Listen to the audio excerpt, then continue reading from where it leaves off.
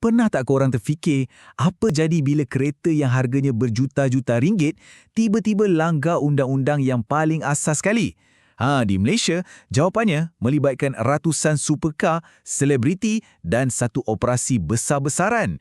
Inilah kisah Ops Luxury. Satu cerita di mana kemewahan bertemu dengan undang-undang. Jom kita bongkar sama-sama. Jadi, persoalan utamanya simple je. Cuba korang bayangkan, nampak gambar macam ni, beratus-ratus kereta mewah kena sita. Apa yang terlintas kat fikiran korang?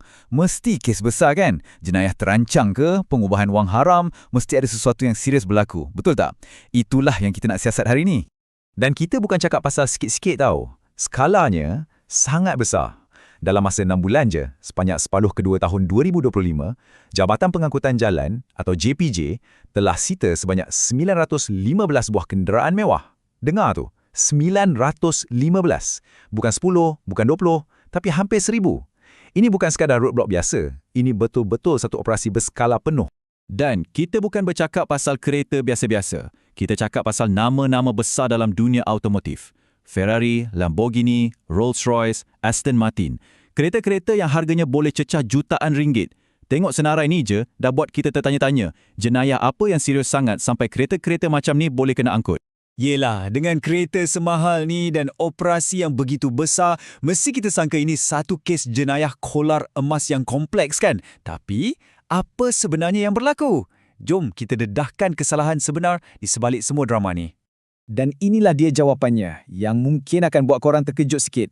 Punca utama semua ni bukanlah jenayah yang rumit, tapi sesuatu yang sangat-sangat asas. Cukai jalan dan insurans tamat tempoh. Ya, betul. Itu sahaja. Kesalahan yang sama yang sesiapa pun boleh buat.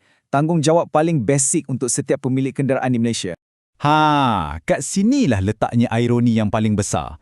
Di sebelah kiri kita ada aset, kereta yang bernilai jutaan ringgit. Di sebelah kanan pula, satu tanggungjawab yang sangat asas, bayar cukai jalan. Kontras yang sangat ketara inilah yang menjadi nadi utama keseluruhan cerita ini. Macam tak percaya kan? Oh, dan cerita ni jadi lagi menarik. Isu ni bukan hanya melibatkan orang yang kita tak kenal. Sumber kami sahkan yang operasi ni turut terkena pada selebriti dan usahawan-usahawan terkenal. Ini membuktikan yang masalah pematuhan undang-undang ni wujud di semua lapisan masyarakat, termasuklah mereka yang selalu kita nampak di media. Okey, sekarang jom kita fahamkan operasi ini dengan lebih mendalam sikit. Ia dikenali secara rasmi sebagai Ops Luxury. Ia bukan satu operasi one-off tau, tapi satu siri operasi bersepadu yang JPJ jalankan sepanjang tahun 2025. Maksudnya, ia satu kempen yang berterusan. Jom kita tengok butirannya.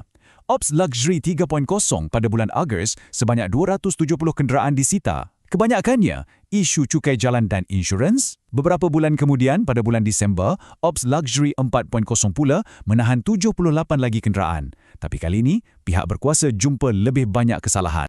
Rupa-rupanya, masalahnya lebih dalam daripada sekadar cukai jalan.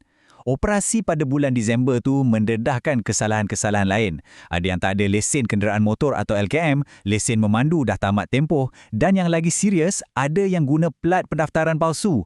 Ini menunjukkan satu corak ketidakpatuhan yang lebih meluas yang melibatkan pemandu tempatan dan juga warga asing. Jadi, apa tindakan yang diambil dan apakah hasil daripada semua operasi ini? Jom kita lihat kesan dan akibatnya. Ini penting untuk kita tahu. Tindakan JPJ ni bukan suka-suka tau. Di bawah Seksyen 64(1) Akta Pengangkutan Jalan 1987, pegawai JPJ memang diberi kuasa untuk menyita mana-mana kenderaan yang disyaki melakukan kesalahan. Jadi, tindakan mereka ni ada asas perundangan yang kukuh. Ia bukan tindakan sewenang-wenangnya. So, persoalannya sekarang, adakah operasi ini berjaya? Jawapannya agak bercampur. Di satu pihak, ya, JPJ melaporkan kutipan cukai jalan meningkat. Itu satu kejayaan. Tapi, pada masa yang sama, jumlah pesalah yang ditahan masih lagi tinggi. Ini menunjukkan walaupun operasi ini beri kesan, masalah asas ketidakpatuhan tu masih belum selesai sepenuhnya. Keseluruhan analisis ni membawa kita kepada satu persoalan yang lebih besar, yang melangkaui Undang-Undang Jalan Raya. Ia adalah tentang hubungan antara kekayaan dan tanggungjawab. Inilah intipati isunya. Macam mana individu-individu ni mampu memiliki aset bernilai jutaan ringgit tapi pada masa yang sama gagal untuk memenuhi tanggungjawab silik yang paling asas? Adakah ia sekadar satu kelalaian ataupun satu perasaan yang mereka ni terkecuali daripada peraturan biasa?